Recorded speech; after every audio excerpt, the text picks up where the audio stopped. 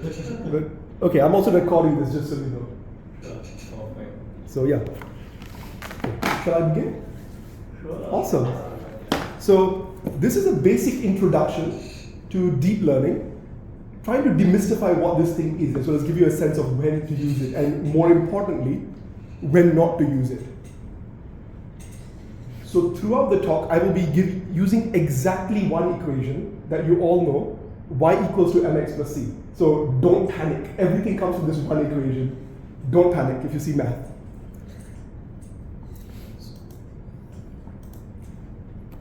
All right. So first of all, let's begin with the most important part of this talk. If you take one thing away from the talk, it is this. The term neural in neural networks is 100% a marketing term. It has no relationship with the way the brain actually works. Not even the slightest relationship. Instead, the first half of the talk is going to be kind of explaining to you where neural networks come from a mathematical perspective. Essentially, neural networks are the simplest composable, non-linear, learnable function. We're going to go through those three words and assemble a neural network from first principles, introducing these three words one at a time. And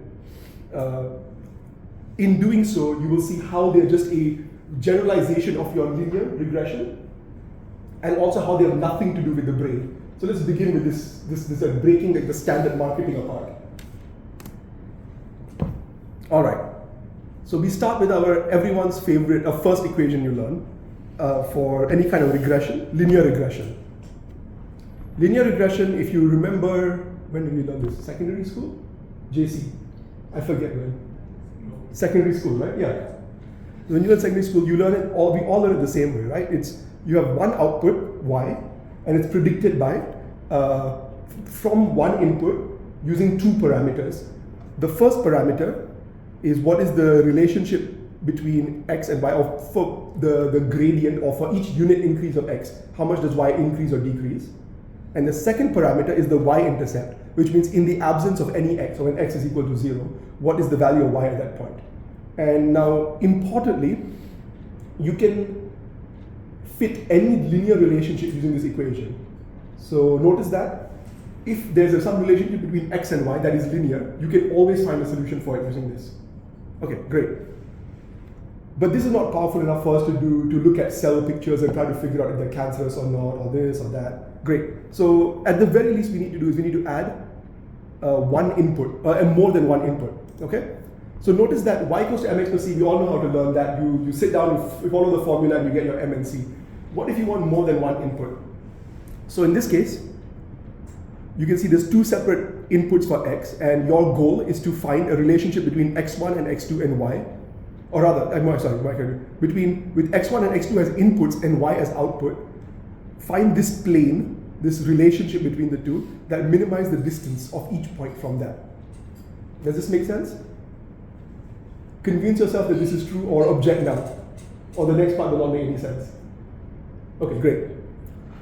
So in this case, we're trying to learn the same thing, right? There's a relationship between the gradient of y with respect to x1, which is the m1 parameter, gradient of y with respect to x2, which is this other parameter, and as many of these as you need for your inputs, and then a basic y-intercept, which means in the absence of any input, how high or what the value of y should be. Okay? Great. So now we have more than one input, but only one output. What if we also want more than one output? Notice that we've taken our basic learnable function, which you just type in the formula and learn, and you've taken it from one input and one output to multiple inputs and one output. The next part is multiple inputs, multiple outputs. Just copy paste now. So now what you're doing is you're learning a series of these relationships, and this should tingle a little spidey sense in the back of your brain. This looks suspiciously like a matrix operation. All right. So essentially what we're doing over here is we are building ourselves this linear relationship between multiple inputs and multiple outputs using a weight matrix, all these M1, 1, 1, 2, 1, 3, so on and so forth, and a bias vector, which is the amount you add to this. Or when x is equal to, and all your x's are 0, this is the value of y. Equivalently, gradient and intercept, y-intercept. Make sense? Okay, fantastic. And now that we've done this, we can simplify this using matrix notation. Okay, so what we have done so far is we've taken our simplest learnable function and we've generalized it from one input, one output to many inputs, many outputs. Okay, but that's not exactly very complicated. So far what I've shown you is cool looking, but it can only learn the relationship, or only learn a linear relationship. It cannot, let's say I ask you to use this to learn, for example, the relationship between x and y equals to x squared. You can't do that, right? All you can do is you can take x and you can multiply it by a constant. You can't square it or anything. So then the next stage is, what if I want to be able to stack these relationships together? So not that I learn y equals to x squared. I learn y is some, I take the output of this and I wire it up to the input of another such linear equation. Then suddenly I have the ability to stack these. This stacking operation, where you take the output of one and you connect it to the input of another, is called composition. So we've gone from the simplest learnable function to the simplest composable learnable function. We've taken our basic linear regression, taken the output of the inner part and made it the input of the outer. So you see the first layer that we're using, the output of our first layer is set the input of the second layer, and the output of the second layer set the input of the third layer, and so on and so forth. Does this part make sense so far? Why we're stacking them? So we can express functions more complicated than just linear. There is one little catch though. If you've done any linear algebra, you can then show that this will simplify down. Oh, actually, so I just realized my mouse can't be seen on your. Okay. So the resultant equation is no better than a linear relationship because, and here's the intuition for why. And a linear relationship or linear operation is equivalent to taking an existing shape, whatever the shape is, and shifting and rotating it. Okay? If you start with a line, which is the lowest or the innermost linear relationship, you can't keep shifting and rotating that line to get shapes that are not lines. So you can't, in any sense, shift or rotate any one of these three linear relationships to get you this quadratic relationship down here. So this brings up the last part. Remember, our goal is composable. We've done composable and learnable. Now we need to add nonlinear to this so that we can get these different shapes. And there we go. This is entirely the definition of a neural network. We start with the simplest composable and learnable function, which is our repeating layer, and then just wrap it in some kind of nonlinearity. This function is called an activation function. The only rule is that it must be nonlinear. So common examples are, it can be even like trivially nonlinear. Like for example, this ReLU is basically a very simple function. Anything above 0 is unchanged. Anything below 0 is set to 0. That's it. That tiny bit of nonlinearity is enough to make all this work correctly. Same for things like there's also sigmoid, which used to be very popular in the past, but it's kind of become less popular now. I suspect it's cultural. I don't think it's because of performance, but people have moved from sigmoid to ReLU or more fancy ones like Swish, which is this kind of weird looking curved shape. But the basic lesson from this is that you take your linear regression function that we've been talking about, that you've learned already, and you add a non-linearity to it, and now you can stack them arbitrarily. And now you can stack them, as long as you have a non-linearity between each layer. You can now stack them, and now you can learn functions richer than a linear function class. In fact, you can learn functions of any function class in theory, provided you have enough data and enough nodes and your network is big enough. Your A's and B's are big enough. You can, in theory, learn anything. In practice, a lot of caveats that we'll be getting to later in this talk to kind of explain. So, in theory, you can learn anything from these. So here are some examples of it learning cool things. By the way, if you want to play around with a neural network, try to understand how the different parts work, you can check out this website, playground.tensorflow.org. I've generated most of these graphics. All the graphics that look like this have been generated from that website.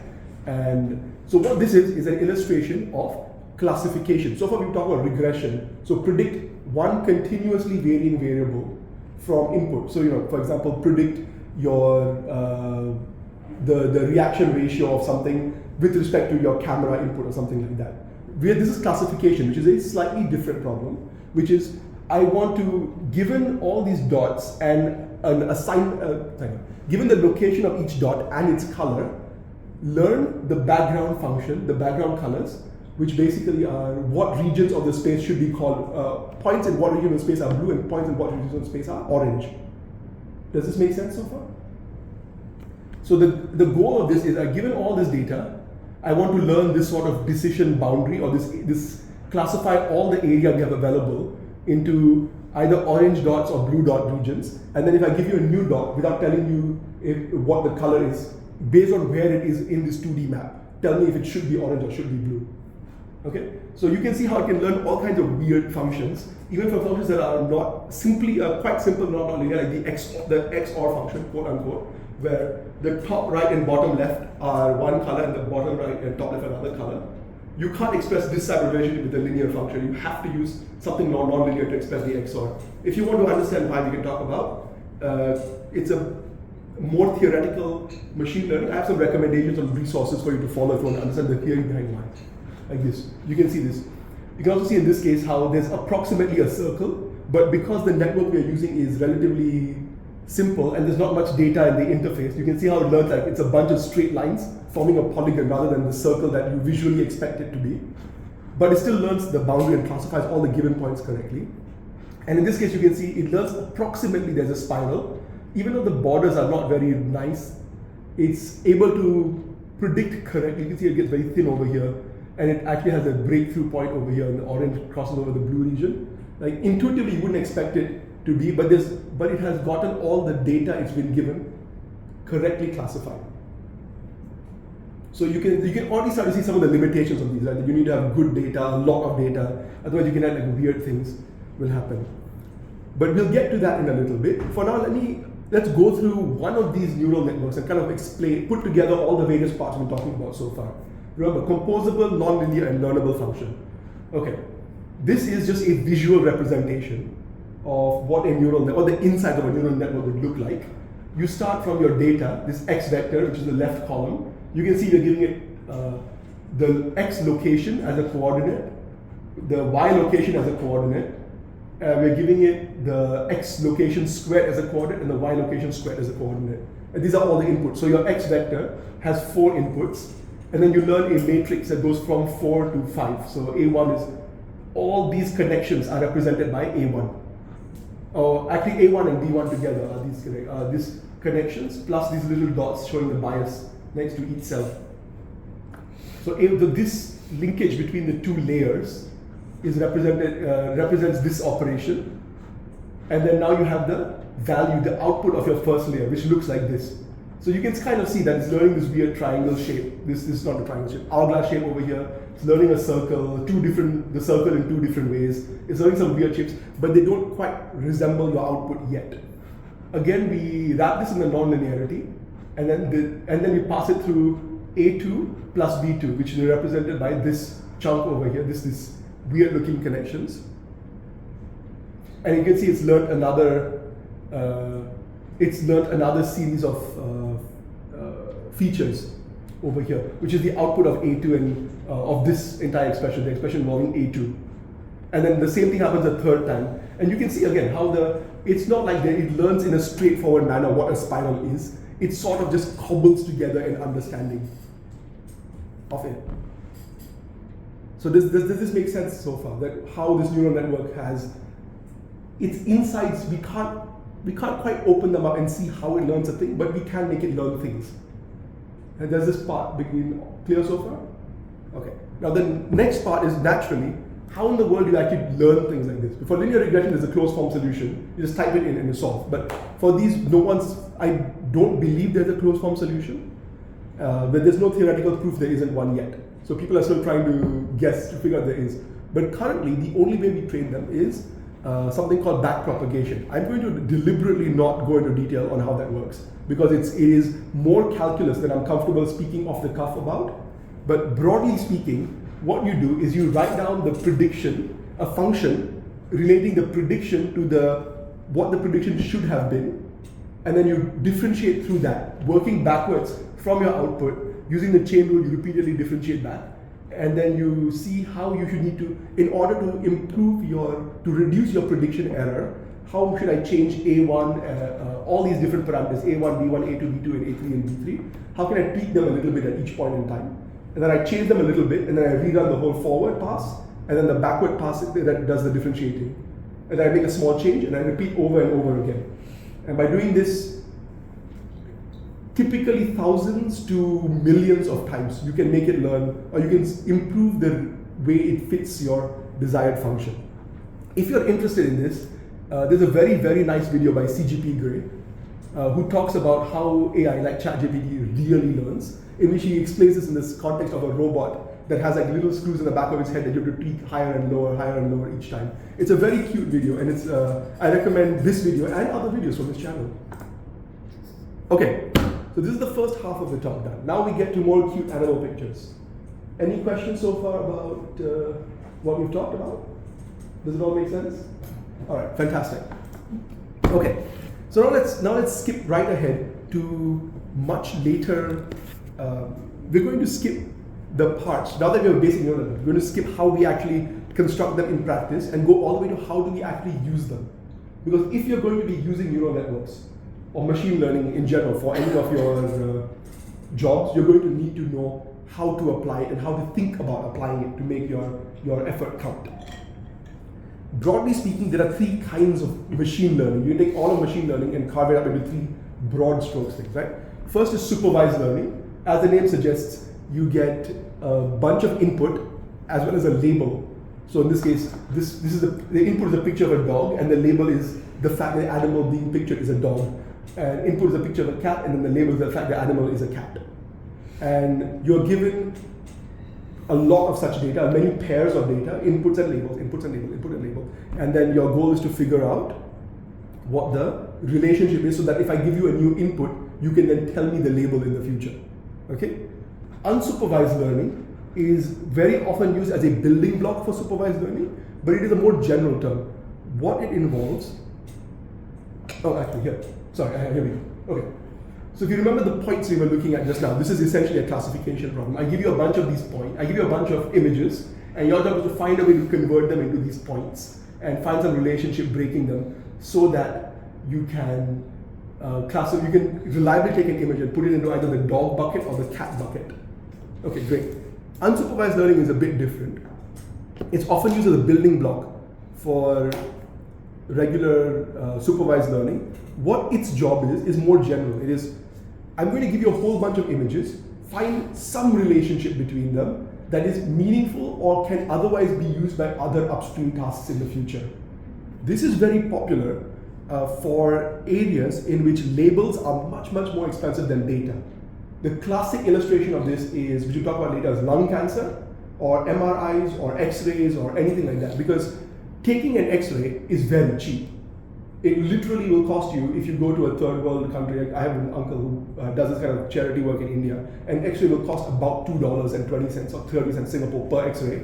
Getting a doctor to sit down and determine if the X-ray and the case history together represent cause or concern for lung cancer costs about 4 to 5 times that. So you can see that there's this bad relationship where the labels are very expensive, the data is very cheap.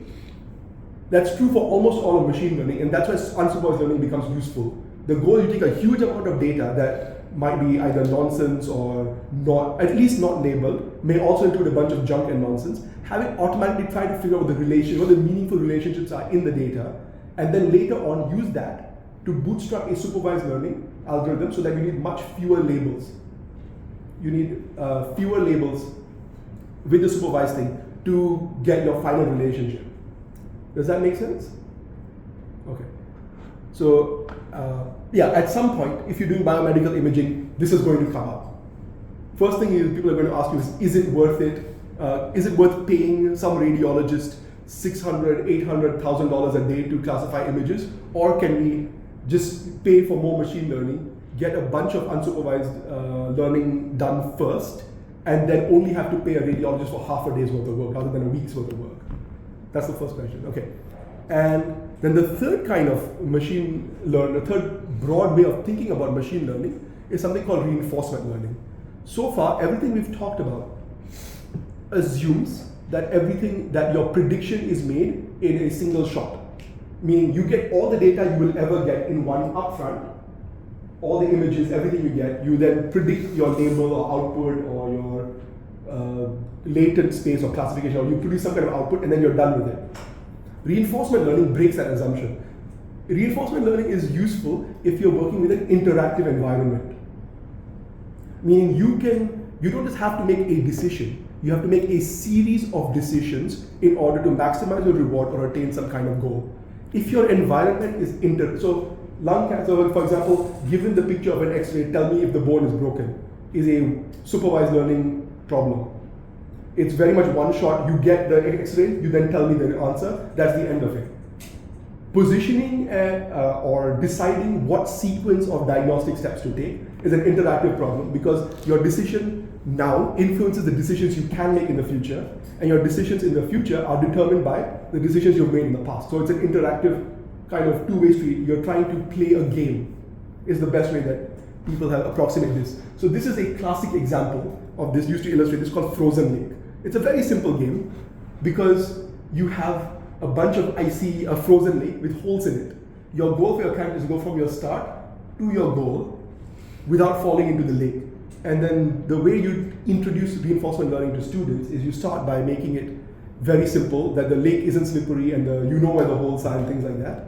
And then you make it slowly harder and harder by saying, oh, what if the lake is a little bit slippery? So at any point in time, you try to go straight. You have a 5% chance of going in a random direction that's not straight.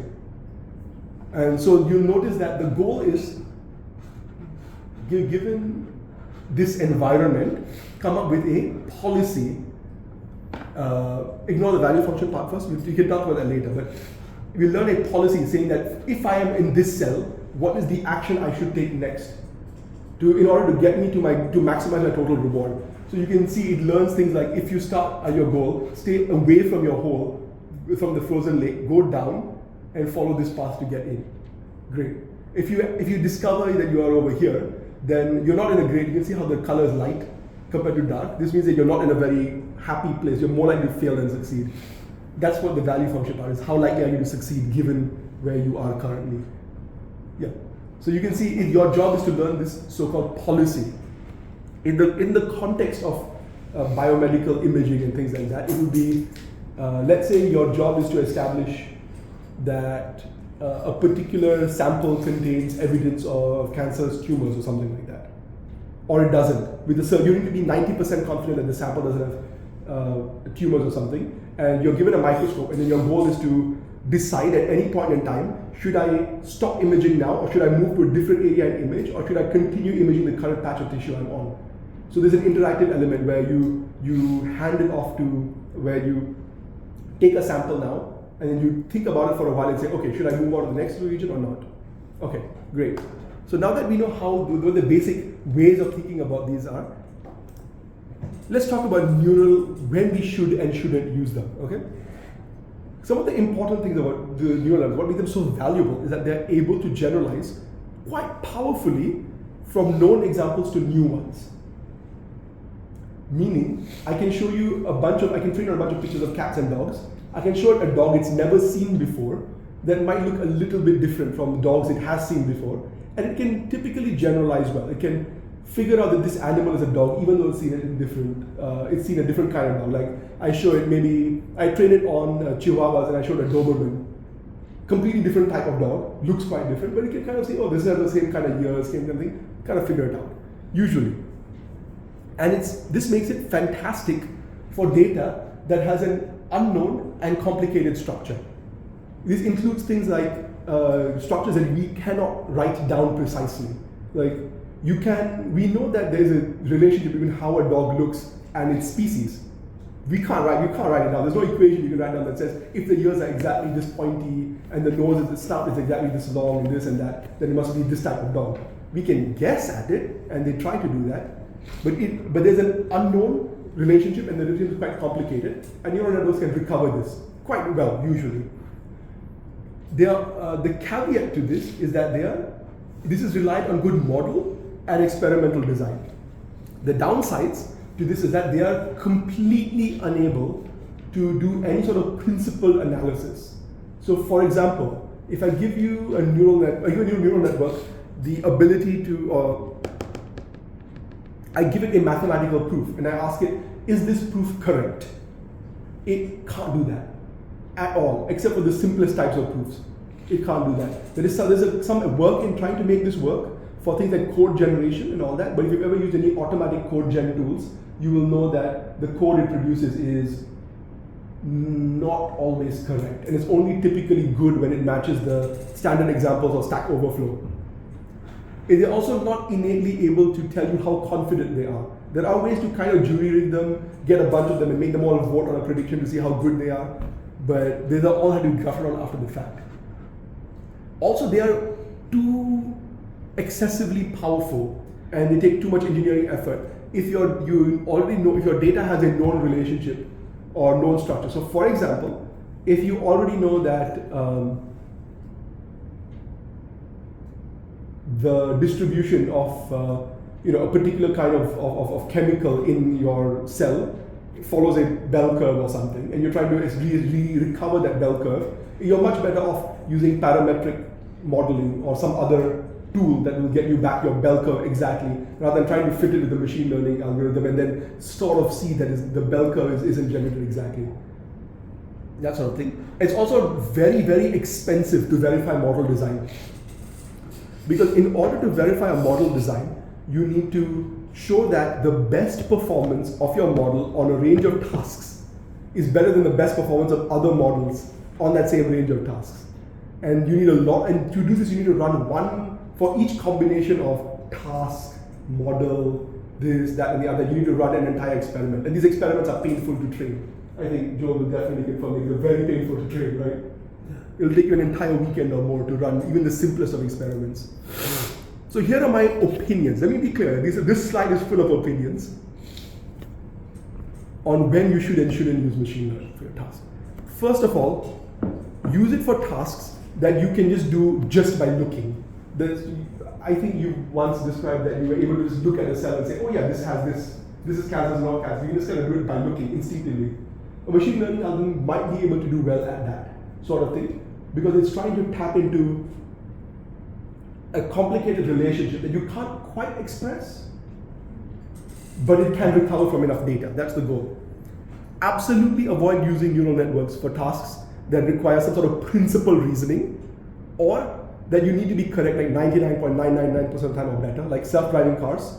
Don't have the entire car run by a reinforcement learning algorithm. You can use it for sub-modules and stuff, which you actually will get to in just a moment, but don't use a single machine learning algorithm sitting on top of the entire car, deciding when to turn the wheel, or bad things might happen. And don't use it for tasks that require working across multiple levels of abstraction. Try to break it up as much as possible into specifically a perception task and then an actuation task or a movement or planning or something like that. Don't combine everything into one single block. And that tends to help considerably with both the complexity of the job you're trying to do, or with the model you're trying to train, as well as how confident you are that it's going to work. Now, you can break these rules, usually.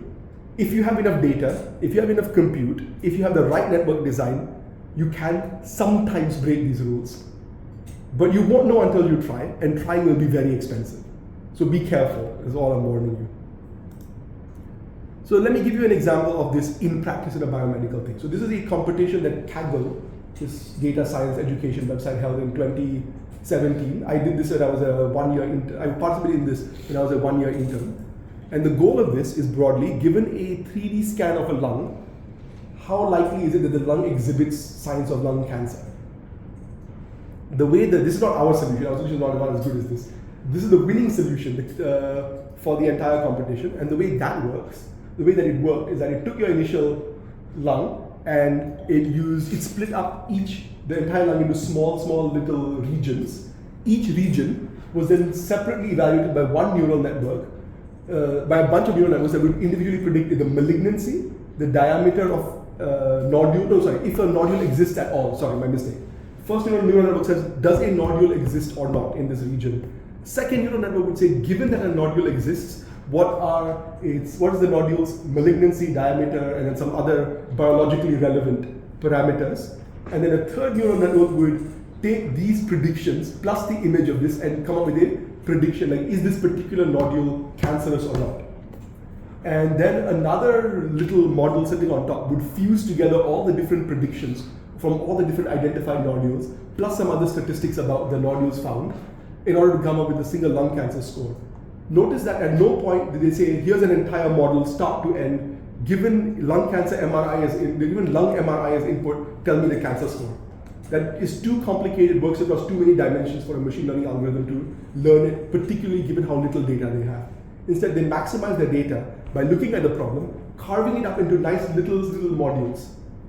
Each module has a very specific purpose, operates only on a small amount of local data. This allows you to train each of these models separately, classify or determine how good they are performing separately, and then at the end of your once you build the model once, you can then look back at your data and figure out, this part, if I make this part better, my whole system performance should improve by about this much. So if you're going to be doing anything biomedically relevant, this is the type of way you should be thinking about your problem. How can I carve it up into sub-problems that are each deal with a small amount of data, can be individually trained, and only do one specific thing. All right. Now here's the part that people always find amusing, right? These things are there's no silver bullet, there's no panacea. They go wrong. They go wrong a lot. They go wrong a whole lot. Let's talk about a couple of different model failures.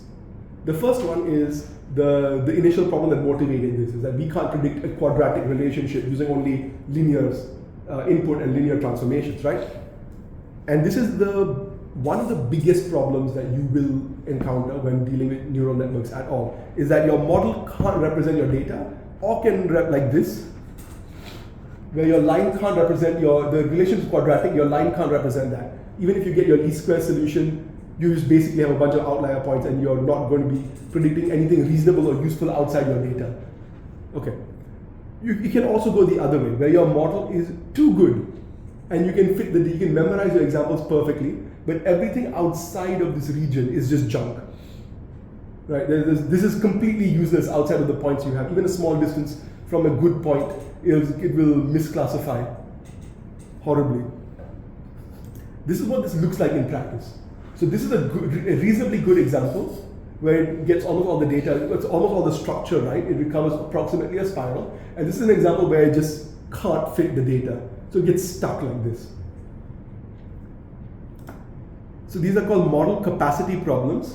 I recommend, there are some fixes for this, we're not going to go to them now, but I recommend you look at the Caltech Machine Learning online course. This was a MOOC before MIT OpenCourseware. This course predates the existence of neural networks. That is how old this is.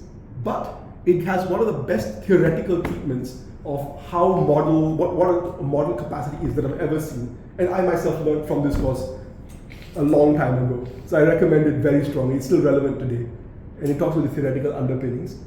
And the one takeaway is that while there are ways to sort of mitigate this problem of having a model that's too rich, or can fit functions too much more complicated than the actual function you're trying to fit, it doesn't work very well and it can make things worse. In fact, I spent, I would say, probably a third of my time in my PhD trying to, showing that this is the case, that regularization, or trying to sort out the models that are too powerful, doesn't actually work that well in practice. Okay, great. The other thing is there's no guarantee that they're going to learn what you want them to learn. It might just learn something else entirely. So you need to be very careful about that your input data is good. So for example, if you have a cow in a grassy pasture, your algorithm, your machine learning algorithm trained on standard data set from the internet will be able to say, yes, this is a cow, it is 99% confident, and this is a picture of a cow, a pasture, a picture of grass, and a picture without a human being, and a picture with a mammal in it. That's what those labels at the bottom mean. Is what label and what confidence. So it is basically, yes, this is a cow. Fantastic. You take a cow on a beach. I don't know why you have a cow on a beach, but you have a cow and it's on a beach. And suddenly it's able to say this is water, beach, outdoor picture, and a seashore picture, but it can't identify the fact there's a cow. And over here, same goes over here. It can't figure out there is a cow. but it can say there is some mammal involved in this. Notice that because your data has included many, many pictures of cows in grassy fields and very few pictures of cows outside of grassy fields, it doesn't have the ability or any mental model of the world saying that a cow can exist on and off a grassy field. It doesn't have the ability to do that. There are some ways you can try to fix this in theory, but again, in theory and practice are the same. In practice, these methods don't work as well as you'd like. And the only real principal solution is to make sure you have lots and lots of pictures for this. This is why sometimes when you have people trying to do like medical diagnostics, they have to make sure that they certify it saying, oh, we can only do this for people of this age group, this race, this sex, this and that. Because they only have that in their training sample and they don't want to accidentally say, oh, this is obviously a tumor. When it's not a tumor, it's just that men have different muscles in different places or structures, different structures in their body. Here's another one. It takes a picture of this horse in front of a sand, something or the other, some kind of sand structure. Not sand structure. What is this? This is a sorrel. And it says it's an Arabian camel. And when you try to look at where the prediction, what the network is looking at in order to make the prediction, you notice it's looking a little bit at the horse, but it's also looking a lot at the background. So it kind of says, yes, this is a sandy thing. There's an animal that looks like vaguely like a camel. It must be a camel. Not that it's a horse in the Arabian desert. So this sort of spurious correlation is a big problem for specifically medical contexts. And this is why you need a lot of data. And this is why either you pay your radiologist a lot of money or you try to use your unsupervised learning to make that part cheaper. Okay, here's another thing. Something called adversarial examples. These arise naturally. There is some theoretical understanding of why they happen, but more than anything, I'm showing them to you now as a curiosity, this is one of the ways they can go wrong. You wouldn't expect them to go wrong. The idea is that you can find a tiny amount of noise that you add to an image, that if you show a human, they'll be like, yeah, obviously these two images look the same. But for some reason, the network is able to classify this as a panda, and then it looks at this and says, oh, this is definitely a gibbon, a kind of monkey. Because you add this tiny amount, say 0.007, so less than 1% of noise, of particular structured noise added. So there are many, many examples of this. Like a mantis looks like an ostrich, a dog looks like an ostrich with this tiny times 0.007 again. Tiny amount of noise, tiny amount of structured noise. So far, what we know about this is almost every valid example has at least one such adversarial example in its neighborhood, typically with a very small multiplier. There are ways to train against adversarial examples, but they tend to hamper the performance of your network very much as well. So we try to avoid them in practice as much as possible. And here's the weirdest part. You can take two networks trained to do the same task completely differently, potentially on different data, and you can sometimes find the same noise that works on both of them. And why that's the case, we don't know. We have no idea why. But this opens up this weird exploitation that someone can say, oh, here's your lung cancer detector. I'm going to train my own, find an adversarial example, and then slip that into yours and try to use that to attack your system. So occasionally we see these in practice. My favorite example of this is the time someone put a bunch of tape across the road to confuse a Tesla that this lane marker is not a lane marker anymore, is a stop sign or something like that. So just by putting some random looking tape or random looking tape on a road sign, you can, to a human, you would not be able to see the difference. But to a machine, to a Tesla in particular, they were able to force it to stop. Here's another example of, yes, a duck looking like a horse, and potentially another exploit for people who like their Alexas or Google Homes. Can you add this tiny amount of noise to turn a standard conversation piece into an action to do something? Okay. Whew, all right, thank you. So this is the end of my talk, and I have a cute video to show you about reinforcement learning later, but first I'll take some questions. Thank you.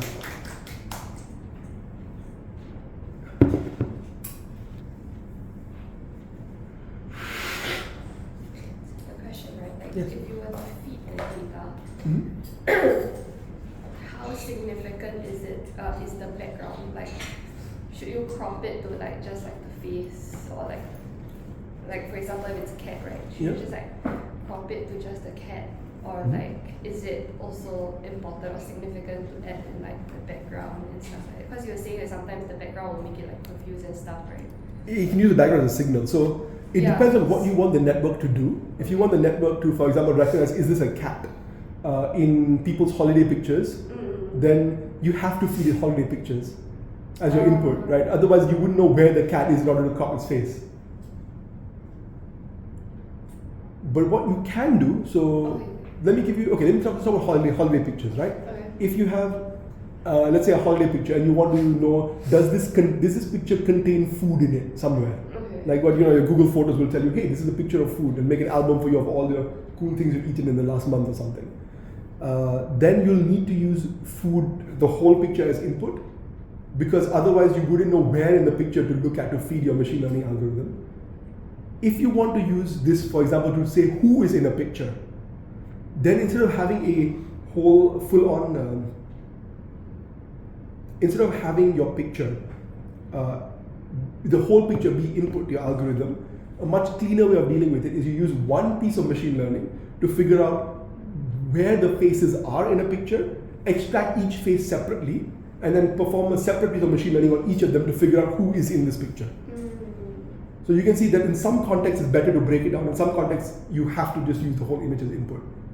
And in the second case, the one where you have to use the whole picture as input, it is important to ensure that you have enough, that the pictures you have in your training look a lot like the pictures you will test it on or use it with.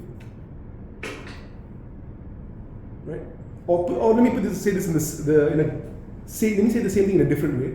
If in your test case you only ever had pictures of cows in grassy fields, this would not be a problem. This is only a problem because your training data has pictures of cows in grassy fields and nothing else. And your test case has pictures of cows in grassy fields and cows not in grassy fields. That sort of mismatch is the source of this grief.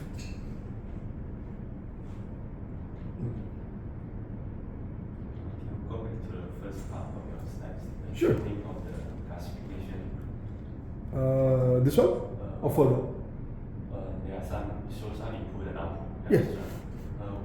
Why do we need the input, the x1 square, the x1 multiplied by x2?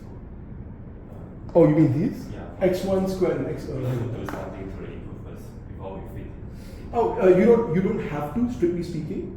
Yeah. This is just an example. I thought it would look weird if I only gave it x1 and x2 as input. So I also added some other spurious features. In practice, do we need to do that for the image? Okay. In practice, for images, typically no. But this sort of thing, where you get a human to design how to transform your input, how to transform what you observe into an input for your algorithm, is called feature engineering. It is very useful for reinforcement learning, in particular.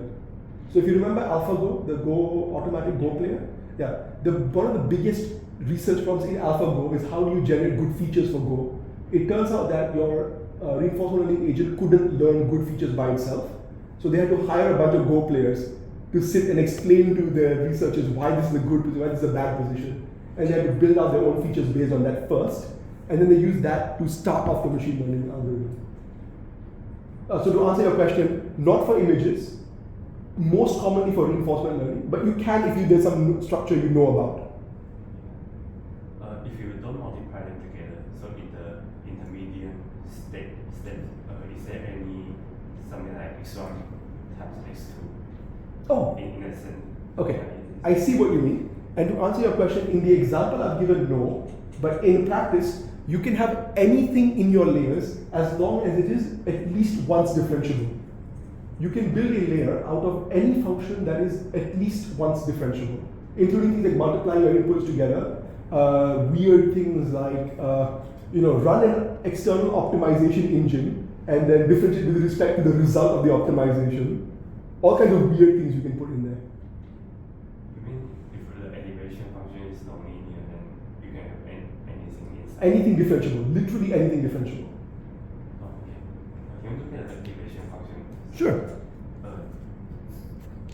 The symbol is quite common, right? Because it kind of constrain the range within 0 and 1. Yes. So I would say it used to be common. It's less common now. The problem with sigmoid in particular is that it saturates over here. So the gradient at the high end and the low end, it will very rapidly reach 0. So let's say you try to make x equals to off the right side over here, it's almost perfectly flat over there. And so it takes a very long time to recover. Instead, what people do is they use this rectified linear unit, and then they use something called batch normalization, where they take the output of everything and then they fix it to a particular range. That way your gradients for all your inputs will be squished together. That way you won't have like one input gradient 0, other input gradient non-zero. Everything will be the same level. What's the advantage of using the Gradle? Fast to compute. 0 for negative value. Actually, in practice, what people do is something called leaky value, which is where it is. So everything above 0 not changed. Everything below 0 divide by 6 or divide by 4 or something like that. It's not already 0. Yeah. In practice, people use leaky value typically.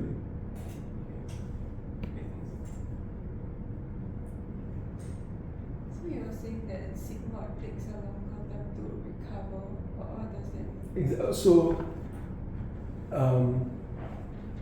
this takes a bit of detail that I haven't talked about on the slide, but broadly speaking, here's how this works. If you remember, I talked about how this thing, you differentiate backwards. You differentiate backwards so you start by writing out how good your answer is, and then you do the chain rule to differentiate backwards through the thing. At each point, you need to make sure your gradients are not 0, because if your gradient becomes 0 at some point, then you're not passing any information backwards.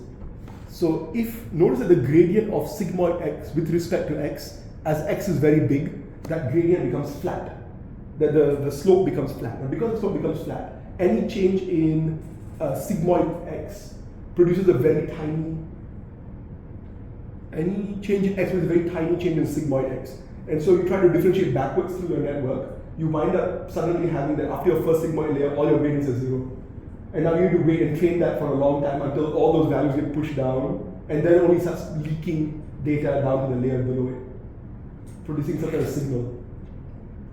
So that is one of the reasons people less popular nowadays.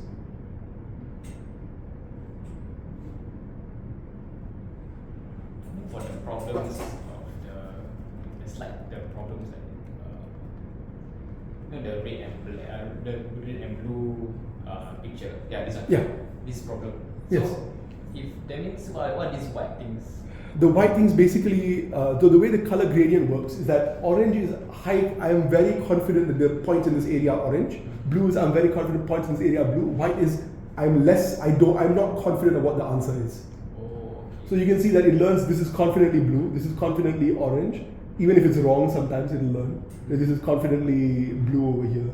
And then it will just be, at some point, it'll be like, I just don't know. So but then if they say that one is confidently blue, but then there's still red dots there. Yeah, So it's wrong. It's wrong. So It's wrong. So the real answer of why this happens is that it's trying to do this. It's trying to say, it's trying to represent data that it cannot represent. That no matter, there is no selection of A's and B's that allow this model to correctly draw this model, because the structure is fundamentally wrong. I didn't give it enough layers, or I didn't give it enough space, or something like that. I didn't give it enough something in order to predict this. So you need, is there like a minimum number of layers in order to get to your final output, or it's Okay, like a no, you are correct that there is, for a given problem and data set, there's a minimum, there is some sort of minimum involved, some sort of minimum combination of layers and the size of each layer and nonlinearity and structure and something. The problem is, the problem is that the traditional machine learning tools we have to analyze this sort of thing don't work for neural networks. And for neural networks, we don't have a good set of tools that will let us calculate what the minimum are, what the minimum is. so it's a trial and error. So it's a trial and error thing. So typically what you do in order to solve this kind of problem is you train your machine learning algorithm until it overfits, meaning it starts producing like very, very small patches of orange and then very small patches of blue around just the exact points it's learned. Then you know you're giving it then you know that you are in this area, you're giving it too many resources. Then you start stripping the resources back bit by bit until you see where it doesn't produce this behavior. The problem is that it takes a long time, lot of compute, doesn't always work. I guess one of the bigger points of today's talk is that I want to convince everyone that neural networks are not some kind of magic solution. They take a lot of engineering effort and a lot of time and, frankly, a lot of luck to get everything working just right.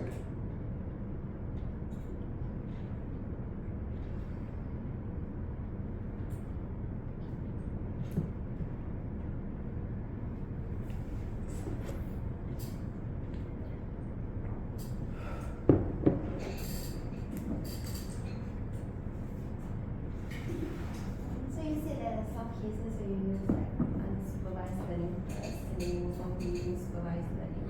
So does that mean like in between you have to add in the input, like the labels? Yes. Okay, so like the unsupervised learning will give you like several groups and then you have to add the labels yourself. Exactly. So let me kind of give you an example of how this, or why you'd want to do this, okay? Let's say I'm going to borrow from your example actually. You have a unit, right? In your product. Okay. Here's what you do. I want to learn something meaningful. Oh, hang on, sorry.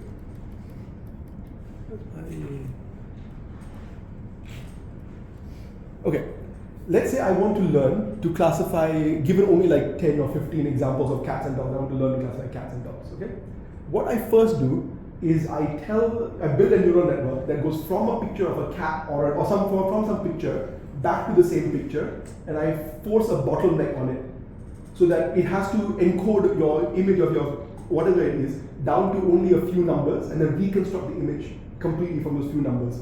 This is not possible to do in the general case, but if you try to do that, it will force your neural network to prioritize the important parts of an image in order to transmit that efficiently through the little bottleneck you've given it. Once you do that, you then take a bunch of labeled inputs, use the part of the network that simplifies it down to just the important parts of the image, and then you say, from these important parts of the image, predict the label cat. From this important parts of the image, predict the label dog. Something like that. So this squeezing down to a small bottleneck area and re-expanding up is called an autoencoder structure because you're going to make it learn itself. And this broad technique is called an embedding. It's called learning some kind of embedding. So this is how you typically do this kind of solution.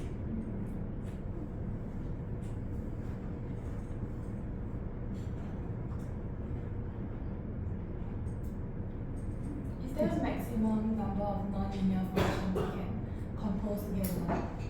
Like, when we compose the non-linear functions together, Yes. is there a minimum number of functions that we need to compose? Okay, so it depends on what you want to represent, right? If you want to represent if you want to learn a linear function, you don't even need any non-linearity at all. Just like one layer, nothing. Yeah. Notice that the common way of doing this is that you put a non-linearity between layers, between A1 and A2, between A2 and A3, but not after the last one. So if you are trying to fit something that is linear, you don't even need you don't do any composition, there's only one shot. If you're going to do something that's very complicated or has some kind of very deep structure to it, then you want to put many of these. There are networks that have literally 100 plus layers. ResNet 101 is the one that comes to mind. And there are networks that are like 5 layers or 4 layers deep, and they do the job just fine. It depends on your particular task. Unfortunately, it depends on trial and error. Do you know of any examples of people trying to maximize the neural networks? Like to what extent can you go to? You said that it's limited by cost, right? Yes. So what? Oh, that's a very big rabbit hole. One of the most, so if you talk, let's talk about maximizing, right? If you mean in terms of the depth, there was a project that did something called ResNet 1001, so literally 1,000 layers. They had to invent some new techniques in order to prevent your gradient from becoming too big or too small as you pass down the chain. I mentioned something called batch norm earlier. I can explain that to you later in detail, but that was invented to help with this sort of problem. You're talking about maximizing the biggest, most intricate thing Probably currently ChatGPT or one of its derivatives. I have a friend who works for OpenAI. They're not supposed to say, they don't actually, they're very close. OpenAI is not very open, let's begin with that, right? They're very closed off actually. He was telling me that he can't quite put a number to it, but they spend like approximately a couple of $1 million per training run of them. Per run. And they don't just train one run, they train dozens of them in order to get your next each generation to work. That is just the training, not the GPU cost, just the training cost alone. That's horrifying. Yeah. Why is it so expensive though? 1 billion. For what? For one training? That means that one training is like a lot of layers. Yes. So a lot of layers and also a lot of data. That's the big bottle. The big problem for them is okay. Broadly speaking, the way these agents work, I don't know how ChatGPT works, but how these agents typically work is you train something called a language embedding or a language model that goes from a sentence to the bottleneck thing and back out, and then you use something like that to figure out what the meaning of a sentence is without independent of the words used. And then you do that first. So you do that first. Now you have one module that says from a sentence give the meaning, from a meaning go back to the sentence. Then you train another agent that says given a conversation so far, what is the next? Where should the conversation go next? What the next response should be? And the way you train these two things is you train a language model with an absolute crap ton of data, and you train your conversation with an absolute crap ton of data. And it takes a lot of money and a lot of time to train both of these. Or another perspective is the biggest data set I've seen for biological stuff is just straight up training on genetic sequences of things is to the order of 300 terabytes. I know, right? That's a lot. One pass through that data alone will cost you about $10,000 in transfer fees through AWS. No, about $1,000 in transfer fees through AWS. Just to move the data, not to store it, just to move it. Just to move it from this server to your server on AWS, even if you just train it on once and discard. That's how much money it will cost you. How long does it take to transfer? You have to do this via distributed trading. Oh. So you have this. Google has a bunch of papers on this. Basically, given 1,000 computers, how can without having to share the parameters from each computer to each other computer, is there a way I can build a system so I can very rapidly, while minimizing the amount of data transfer, train on all my data and still have a reasonable network at the end of it. Yeah, this rabbit hole goes down very, very deep. Did you use AWS for your reinforcement learning? I did not. I should have, honestly, but I did not. Use local resources. I use local resource. I was working. I was working with a guy from Bosch, the German appliance company, and turns out they have a lot of compute. So I'm just using his stuff.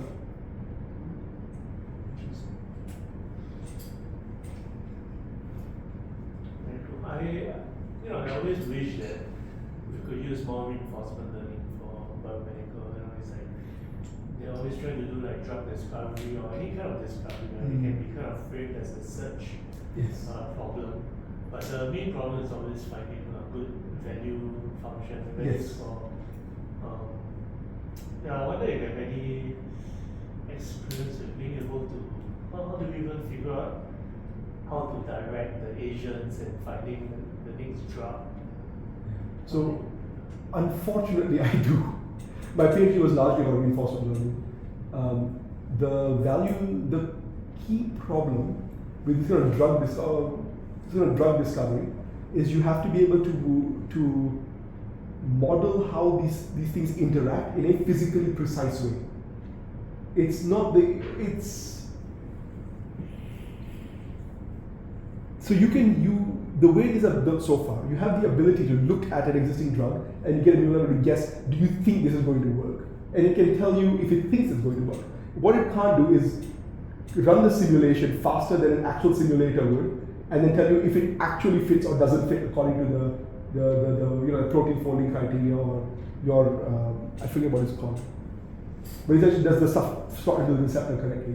It cannot do the simulation including all the rigid body dynamics and do that precisely. Because that involves fitting from principle. What is that? not able to reason deduce from fixed laws. And that's the big bottleneck. So the way people have been trying to solve this so far, broadly speaking, is you get a bunch of biomedical people in a room and you tell them, okay, show them like 1,000 drugs and they ask them, do you think this is going to work? And if so, explain to us. And then get all the explanations together, try to figure out what the patterns are, write something about that. Doesn't work that well in practice. Sounds not very scalable. It's not scalable. Doesn't work well in practice. Can't find a way to be able to just, I don't know, to judge whether or not it works. A closed form solution based on the structure, whether or not I would love to, sounds but possible. I don't know if it's possible. I wouldn't hold my breath on that one. That's a shame. I feel It is like a shame, right? If you break that, it's, you unlock Yeah. countless possibilities. It's cool. It's a crying shame, but I don't know if that's even possible actually.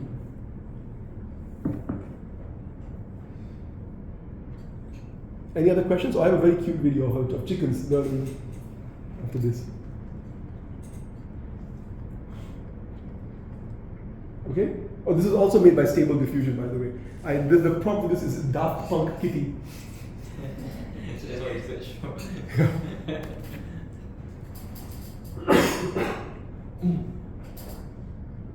As you can see, it's an incredibly simple task. Just poke the pink disc.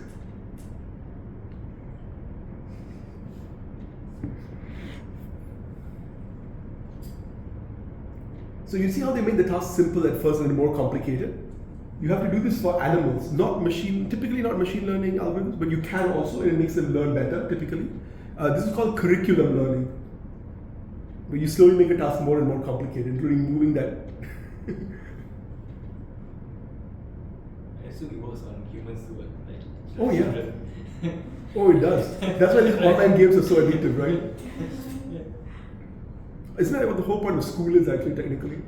Yeah. You become a chicken pecking at, oh my god. Yeah, so yes, this is my cute video for the day. Awesome. Any other questions, or we can call it a day?